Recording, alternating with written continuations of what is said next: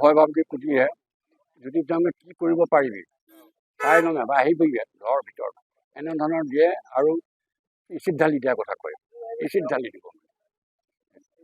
যিহেতু আপুনি ৰাইজৰ মূল মানুহ হিচাপে দায়িত্বত আছে মানে আপোনালোকে এনেকুৱা কাম মানে বন্ধ কৰিবলৈ গ'লে আপোনালোকক মানে ভয় ভাবে যদি আমি আইনৰ ওচৰত কেইবাখনো আমি দৰ্খাস্ত দিয়া আছে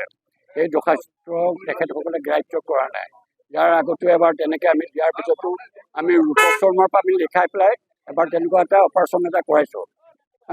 গতিকে এতিয়াও আমি ৰাইজে কৈছোঁ যদিও প্ৰশাসনে আহিছে প্ৰশাসনে তেখেতসকলক ৰক্ষণাবেক্ষণে দিছে কি কৰে পিছত দেখা যাব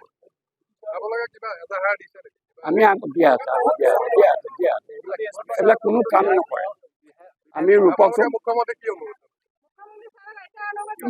মুখ্যমন্ত্ৰীৰ ওচৰত আমি এতিয়ালৈকে যোৱা নাই আৰু তেনেকুৱা সমস্যা যদি আহে আমি আগবাঢ়িবলৈ প্ৰস্তুতি হওঁ সংবাদ মাধ্যমৰ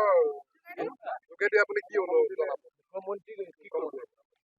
মুখ্যমন্ত্ৰীক আমি সংবাদ মাধ্যমত আমি জনাবৰ কাৰণে চেষ্টা কৰিম আগন্তুক সময়খিনি আগন্তুক আহি থকা কাৰণে ড্ৰাগছ মুক্ত হ'ব লাগে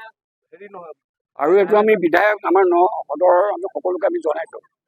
তেখেতসকলকো জনোৱা আছে ঘটনাটো আমাৰ ইয়াৰে এজন ল'ৰা যুৱক আমি বিকি বুলি মাতো ল'ৰাজনে ভাল গানো গাইছিলে গীটাৰ বজাইছিলে পিছত এই ড্ৰাগছৰ আসক্তিত পৰিলে তাৰপিছত এতিয়া ভিডিঅ' এটা পালো যোৱাকালি ৰাতি তাৰ মৃত্যু হ'ল ভিডিঅ' এটাত পালো যে তাক ড্ৰাগছ খাবলৈ যোজনা দিছে আমাৰ এতিয়া ড্ৰাগছ বেছি আপুনি চাওক চবকে ডাঙৰ ঘৰটো তাৰেই একো নকৰে ড্ৰাগছ বেচে ডাঙৰ ঘৰটো তাৰেই আপুনি এইফালে যাওক দুই তিনি জেগাত ভৱেনক যাওক ভৱেনে 2-3 জেগা মাটি কিনে ঘৰে মাটিয়ে কিনে সিহঁতক দেখি মানে ইঘৰক দেখি সিঘৰে ইমান ধনী হৈ গ'ল ইঘৰ দেখি সিঘৰে তেনেকৈ তাৰ ককায়েকটো নিজেই ড্ৰাগছ বেচিব লৈছে আজিকালি সেইকাৰণে ভাবিছোঁ উচিত শাস্তি হ'ব লাগে আৰু এনেকুৱা শাস্তি হ'ব লাগে যে আমাৰ গাঁৱৰ পৰাই যাতে তেওঁলোকক বহিষ্কাৰ কৰিব পাৰোঁ তেওঁলোকৰ ব্যৱস্থা কৰি দিব লাগে আমি বিচাৰিছোঁ তেওঁলোক বৰ্তমান পলালে তেওঁলোকৰ ঘৰবিলাকত যাতে আমি তলা মাৰি দিব পাৰোঁ যাতে সেই তলাটো তেওঁলোক খোলা সময়ত যদি আহে ৰাইজক সুধিব লাগিব ৰাইজে তেতিয়া পুলিচক চমজাই দিব ড্ৰাগছৰ বৃহৎ মানে অসমৰ ভিতৰত চবকে ডাঙৰ বৃহৎ সাম্ৰাজ্যখন আমাৰ ইয়াতে আছে মই যোৱা আমাৰ দক্ষিণ নগাঁও ডাকোৱাল গাঁও বুলি কয়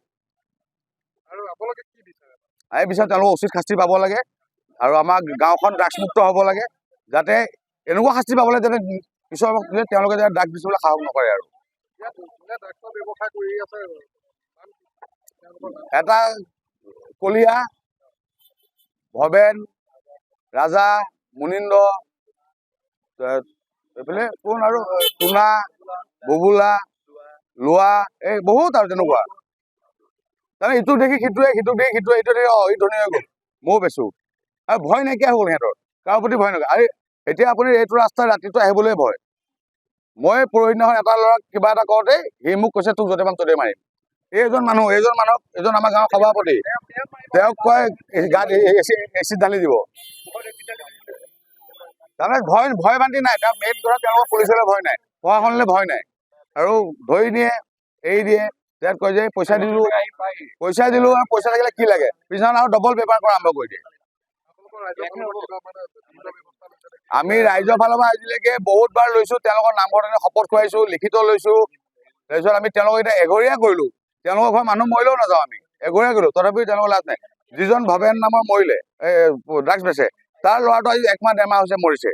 তাৰপিছত বেছি আছে ড্ৰাগছ খাই মৰিছে যিটো বুবুলা বুলি কয় বেচে তাৰ যিটো ভায়েক সেইও ড্ৰাগছ খাই মৰিছে তথাপিও বেছি আছে কি কৰিব এতিয়া নিজৰ ল'ৰা ছোৱালী মৰিলেও যদি সেয়া নকৰে আমাৰ ঘৰত কখন শুনিব এতিয়া বিহিত ব্যৱস্থা প্ৰশাসনে ল'ব লাগিব তাৰ বাহিৰে কোনো উপায় নাই ঘটনাটো মানে এনেকুৱা আমাৰ জেগাখিনি হৈছে দক্ষিণ সৰ্বগাঁও LNB ৰোড ডাকোৱাল গাঁও ইয়াতে মানে আপোনাৰ 4-5 ঘৰ মানুহৰ ড্ৰাগছৰ ব্যৱসায়ীয়ে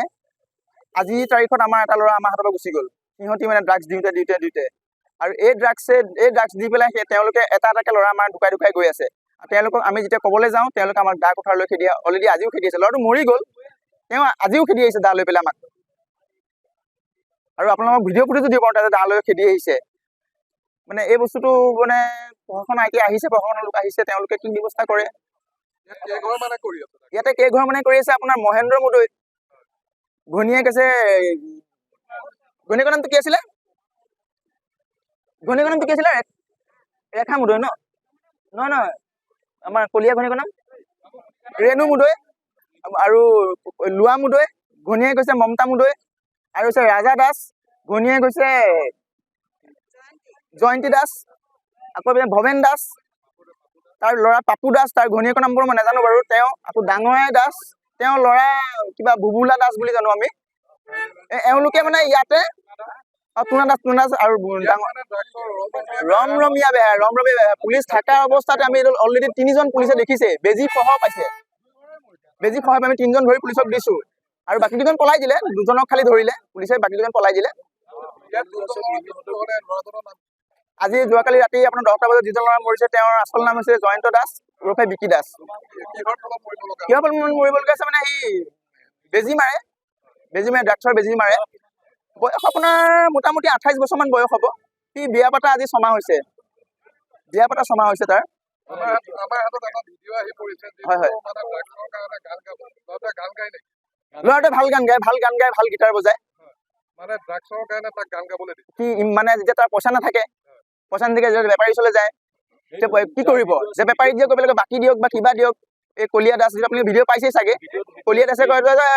দিম, তাৰতো পইচা পাতিৰ অভাৱ নাই, দিম গান গা, মালটো দিম তোক, গান গা। সি ধুনীয়াকে গান গায়, গীটাৰ বজাই, গান চান শুনাই, তাক অকণমান খাবলৈ দিয়ে। আৰু সেই ভিডিঅ'টো আপোনালোকে অলৰেডি পাইছে, সি মৃত্যুৰ কেইদিনমানৰ আগৰ ভিডিঅ' সেইটো, তাৰে ঘৰতে ভিতৰতে। আৰু সি অলৰেডি আপোনালোকে দেখিছে ভিডিঅ'টোতে, সি ড্ৰাগছ খায়ে আছে, পাইছে ভিডিঅ'টো। আৰু তেওঁহে আজি কৈছে প্ৰমাণ কি আছে মই ড্ৰাগছ বেচা, মই গোটেই ৰাইজৰ মুখৰ আগত কৈছে। সেইজন কলিয়া মহেন্দ্ৰ মুদৈ, কালপিত তেওঁ। আমি বিচাৰটোতো একদম মানে